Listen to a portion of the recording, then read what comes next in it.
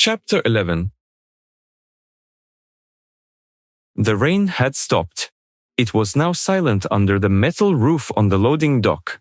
Water in the ditch was receding. The fight with Klaus fought its way into my head. The way he choked underwater. The way he struggled and lost his grip. His grip on.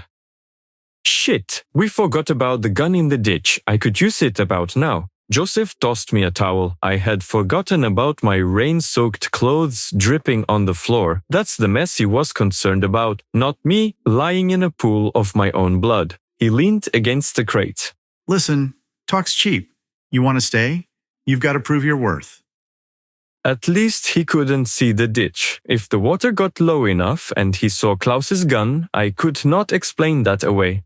How can I prove myself? He smirked, leaning in. There's a guy that moves some product for us. Owes us a cut, but he's been holding out. We need you to send a message. I couldn't afford to seem hesitant or defensive, but I also didn't want to commit to something I couldn't do. You want me to threaten him? Show him what happens when you cross us, he said, his smirk gone now. I didn't know how I was going to pull this off, but I couldn't not do it. When? I asked. He looked out into the dark alley. Tomorrow night. Right, it was already almost morning now. I'll go with him. Charles spoke up, standing in the doorway. To make sure he doesn't get himself into a bigger mess than we need on our hands. Joseph glanced at Charles with a slight hint of confusion on his face, but it soon faded away. All right. He straightened up and clapped a hand on my shoulder as he passed. Don't let us down, Dmitri. You only get one chance. The next day was spent with me being nervous out of my mind. I was alone since Chai had left my head. I had nobody to confide in. I was scared that Chai could have been messing up the whole thing while I was away. The day passed sluggishly, but it also passed quicker than I expected. Time is a weird construct. As we were in the van heading toward the target's location, my nerves were starting to show. My hands gripped the edge of the seat so tightly my knuckles turned white.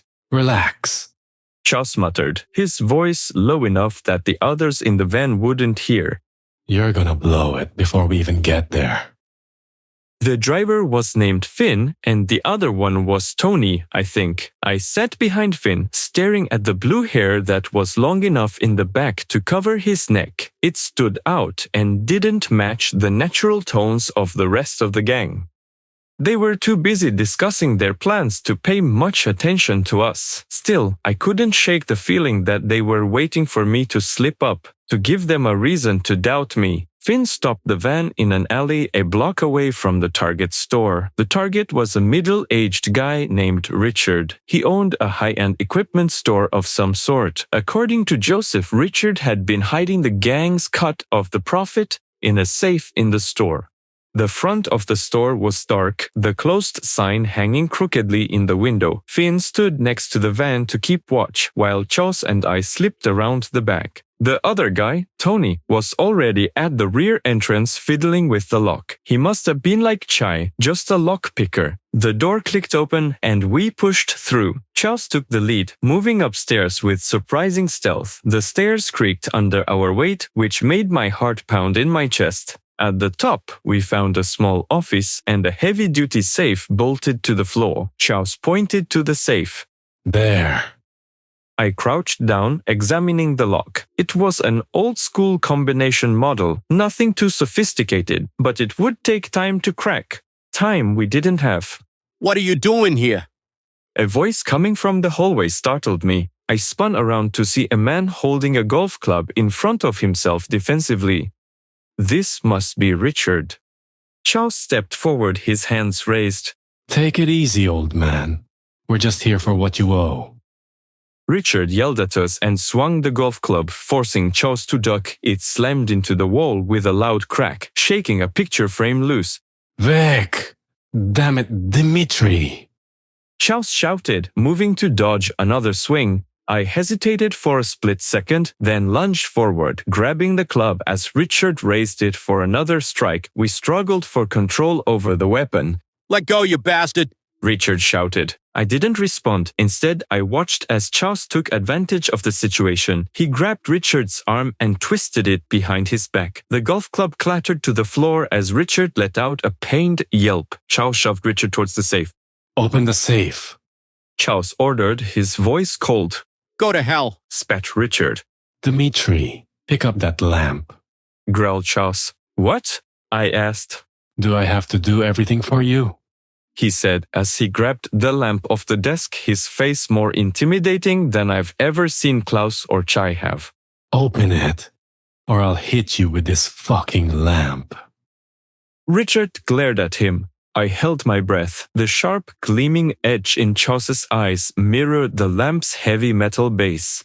Richard reluctantly nodded, and I exhaled. He crouched before the safe and turned the dial. The safe clicked open a minute later, revealing stacks of cash. Charles stuffed the money into a bag while I tied Richard to his office chair with the lamp cord. Charles stepped over and put the lampshade on Richard's head. There, a masterpiece. He said with a little of Chai's usual mischief. A muffled voice came from under the lampshade. What am I supposed to do now? I don't know. Why don't you go walk into traffic? Charles replied and tossed me the bag. How? I'm tied up. We heard as we walked out. I jumped into the front passenger seat of the van and opened the bag to show Finn. He gave me an approving nod. Not bad, rookie. He said, punching my shoulder. You might actually have what it takes. I forced a small smile as we drove off. Back at the gang's hideout, Joseph gave us a once-over as we walked in. Everything goes smoothly? I tossed the bag of cash onto the table. See for yourself. Joseph smirked, pleased with our job. I kept my expression neutral, not trusting myself to speak. I was deeper in this case than I ever planned to be. I couldn't screw things up now. That night, back at my apartment, I lay in my bed, staring at the ceiling. This was all moving too fast for me to process. The day's events had been unsettling. Not just the robbery, but the way Chai had acted. He slipped into Klaus's skin, and suddenly, he's a violent criminal. Sure, he was a criminal before I met him, but this wasn't like the Chai I had gotten to know. I made a mental note to ask him about it, then took some melatonin to battle the caffeine and adrenaline that held dominion over my body. I woke up thinking I heard the crow pecking at the window, but my apartment was empty. The silence was deafening, so I didn't even bother to make coffee. I headed to the cafe to hear the background noise of busy people in a hurry. It, too, was empty. What day was it? Is it a holiday or something? I figured I might as well go to my new job as unnamed gang member number 4. At the med supply hideout, Joseph tasked me with another job. This time, I was the lookout. He didn't tell me anything about the job other than to keep an eye out. I guess gang members are supposed to know what to look for.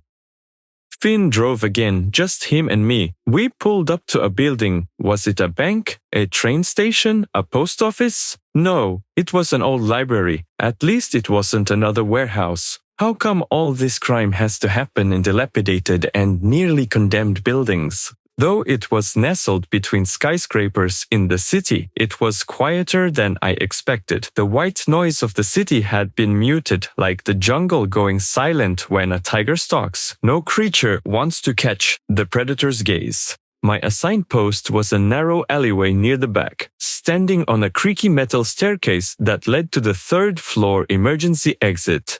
Charles couldn't go on every job with me. That would be too suspicious. Finn stood on the metal landing beside me. Dmitri! Oh, that's me. I don't think this was the first time Finn said it. He looked at me. I got the feeling he was sizing me up. Was this another test for the gang? Kinda short for gangster, aren't you? He prodded. I had to look up to meet his eyes. Maybe, I shrugged. He turned around to look into the alley, tapping on the metal railing with the tips of his fingers. He didn't seem to be much of a conversationalist. So here I was, alone with my thoughts, leaning against the rail, pretending to scan whoever was walking on the streets. In reality, I was scanning the inside of the building through the narrow, dirt-stained window of the steel emergency exit door. Being on a stakeout for the cops was the same as doing one for the gang. Not a lot to see until there was. A muffled commotion inside the library caught my attention. I wiped away some of the grime obscuring the view with my coat sleeve. At the opposite end, the front windows spanned the entire building. They were covered with white plastic film that diffused the light into the large open space. From our second-story perch, I could see the circular main foyer with a wide staircase spiraling to floors with empty bookcases arrayed like the spokes of a wagon wheel. Footsteps thudded down the main staircase, and I shifted, straightening up just as I saw him. A man in a dark suit nearly ran down the staircase. Sharp echoes followed his fast footsteps. His face was ashen, and I could see the glimmer of sweat. He rushed to the glass front door, pushing through and smashing his face. Now I know what that looks and feels like. He found the bar, pushed harder, and hurried out. A pair of figures emerged from the bookcases and ambled to the top of the stairs on the second floor. One was hidden in shadow, the other dominated the scene, framed in a shaft of light from a skylight, a looming presence, revealed as if by a sudden break in the jungle canopy. It was a boy, no older than 10, with perfectly smoothed down blonde hair. He was dressed in a plaid blue button-up and simple pants that were more functional than fashionable. I quickly noticed his eyes through the dirty window. Even though he was further away than I should have been able to, I could see them clearly. They were a piercing blue, almost too sharp and way too calculating for someone his age. "Who's that?" I asked Finn, though I already knew who he was. It was the psychic kid that Chai and the grizzled gangster had talked about. Ben, He exhaled. boss's kid or something. I continued looking through the window as I repeated his words. "Boss's kid?" He shrugged. That's what they say. Creepy little guy. Best stay out of his way. The kid then tilted his head, his eyes meeting mine across the distance, locking me in place. He didn't smile, didn't frown, just stared, unblinking. I averted my gaze as fast as I could. There was power in the way he had looked at me, in the way he carried himself. Power I couldn't ignore. Finn saw me jerk away from the door's window and was studying me. Did you see something? He looked down at me and his blue eyes caught mine. It was nothing. It was my turn to tap on the rail and stare at the alley. Whatever Ben was, he wasn't just a kid, and I couldn't shake the feeling that he knew exactly who I was and why I was here.